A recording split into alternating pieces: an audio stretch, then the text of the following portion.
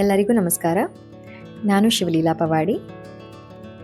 ಇವತ್ತು ಮನೆಯಲ್ಲೇ ಇರುವಂತಹ ಹಾಲಿನ ಕೆನೆಯನ್ನು ಬಳಸ್ಕೊಂಡು ಸುಲಭವಾಗಿ ಶುದ್ಧವಾದ ಬೆಣ್ಣೆ ಮತ್ತು ತುಪ್ಪವನ್ನು ತಯಾರಿಸ್ಕೊಳ್ಳೋದು ಹೆಂಗೆ ಅಂತ ತೋರಿಸ್ಕೊಡ್ತೀನಿ.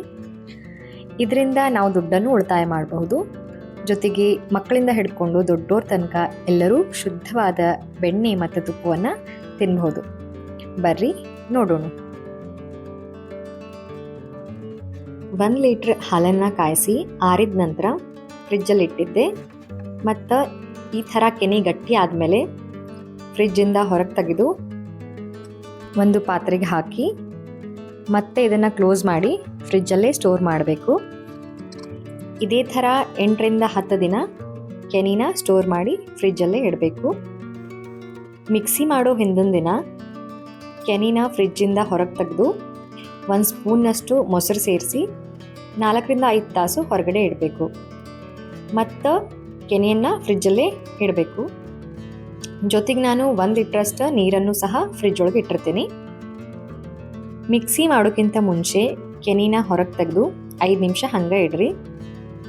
ನಾನಿಲ್ಲಿ ಪಾತ್ರೆ ಒಳಗಿನ ಅರ್ಧದಷ್ಟು ಕೆನೆ ಹಾಕಿನಿ.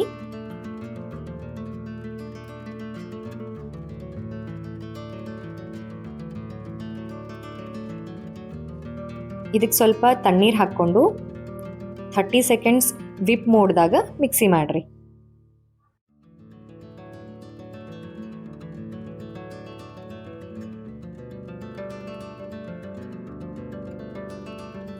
ಈ ಥರ ವಿಪ್ ಮೋಡ್ದಾಗ ಮಿಕ್ಸಿ ಮಾಡೋದ್ರಿಂದ ಬೆಣ್ಣೆ ಲಘು ಬರುತ್ತೆ. ಯಾರೆಲ್ಲ ಈ ವಿಡಿಯೋ ನೋಡ್ತಾ ಇದ್ರಿ ದಯವಿಟ್ಟು ನನ್ನ ಚಾನಲನ್ನು ಸಬ್ಸ್ಕ್ರೈಬ್ ಮಾಡಿ, ನಿಮ್ಮ ಫ್ಯಾಮಿಲಿ ಮತ್ತು ಫ್ರೆಂಡ್ಸ್ಗೂ ಶೇರ್ ಮಾಡಿ. ಇವಾಗ ನೀವು ನೋಡ್ತಿರ್ಬೋದು ಕೇವಲ 30 ಸೆಕೆಂಡ್ಸ್ ಒಳಗೆ ಎಷ್ಟು ಚಲೋ ಬೆಣ್ಣೆ ದುಂಡಗಾಗೈತಿ.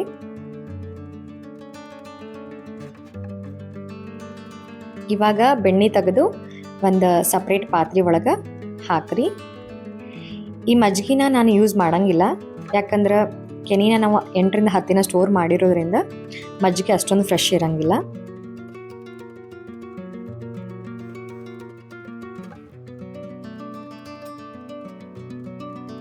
ಉಳಿದಿರುವಂತಹ ಅರ್ಧ ಕೆನೆಯನ್ನು ನಾನು ಇದೇ ಥರ ಸ್ವಲ್ಪ ತಣ್ಣೀರು ಬೆರೆಸಿ ಮಿಕ್ಸಿ ಮಾಡ್ತೀನಿ.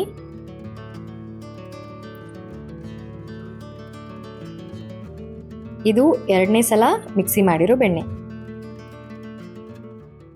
ಬೆಣ್ಣೆ ಅಂದ ತಕ್ಷಣ ನಂಗೆ ಈ ಹಾಡು ನೆನಪಾಗುತ್ತೆ. ಹಾಡಿನ 2 ಸಾಲುಗಳನ್ನು ನಾನು ಹೇಳ್ತೀನಿ. ಅಮ್ಮ ನಾನು ದೇವರಾಣೆ ಬೆಣ್ಣೆ ಕದ್ದಿಲ್ಲಮ್ಮ, ಅಮ್ಮ ನಾನು ದೇವರಾಣೆ ಬೆಣ್ಣೆ ಕದ್ದಿಲ್ಲಮ್ಮ, ಎಲ್ಲ ಸೇರಿ ನನ್ನ ಬಾಯಿಗೆ, ಎಲ್ಲ ಸೇರಿ ನನ್ನ ಬಾಯಿಗೆ ಬೆಣ್ಣೆಯ ಮೆತ್ತಿದರಮ್ಮ, ಅಮ್ಮ ನಾನು ನಾನು ನಾನು ಅಮ್ಮ ನಾನು ದೇವರಾಣೆ ಬೆಣ್ಣೆ ಕದ್ದಿಲ್ಲಮ್ಮ.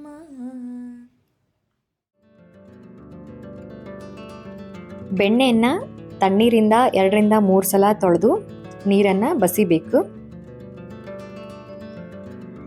ಇದರಿಂದ ಬೆಣ್ಣೆ ಒಳಗಿರುವಂತಹ ಮಜ್ಜಿಗೆ ಅಂಶ ಹೋಗುತ್ತೆ. ಬೆಣ್ಣೆ ತೊಳೆಯೋಕೆ ತಣ್ಣೀರು ಯೂಸ್ ಮಾಡೋದ್ರಿಂದ ಬೆಣ್ಣೆ ಒಳಗಿರುವಂತಹ ಜಿಬಿ ಕೈಗೆ ಹತ್ತಂಗಿಲ್ಲ. ಈ ಬೆಣ್ಣೆಯನ್ನು 1 ವಾರದ ತನಕ ಫ್ರಿಜ್ ಒಳಗಿಟ್ಟು ನಿಮಗೆ ಯಾವಾಗ ಬೇಕಾದಾಗ ಯೂಸ್ ಮಾಡಬಹುದು. ಆದ್ರೆ ನಾನಿಲ್ಲಿ ತುಪ್ಪ ಮಾಡತ್ತೀನಿ.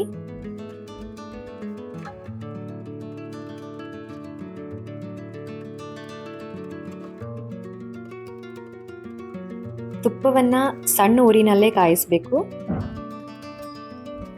ತುಪ್ಪ ಕಾಯಿಸಕ ಕೆಲವೊಂದು ಕಡೆ ಕರಿಬೇವು, ಬಿಲ್ಪತ್ರಿ ಎಲ್ಲ ಹಾಕ್ತಿರ್ತಾರೆ. ನಾನಿಲ್ಲಿ ಸ್ವಲ್ಪ ವೀಳ್ಯದೆಲೆ, ಸ್ವಲ್ಪ ಬೆಲ್ಲ,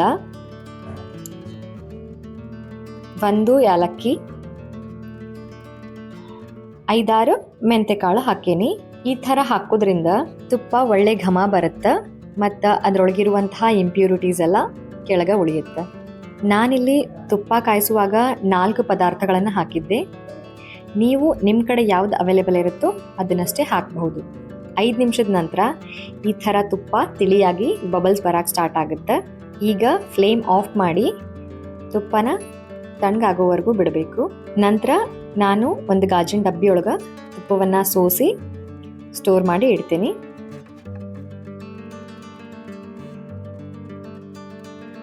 ಈಗ ನೀವು ನೋಡ್ತಿರಬಹುದು, ನಾವು ಮನೆಯಲ್ಲೇ ಮಾಡಿದಂತಹ ತಿಳಿಯಾದ ತುಪ್ಪ ರೆಡಿ ಆಯಿತು.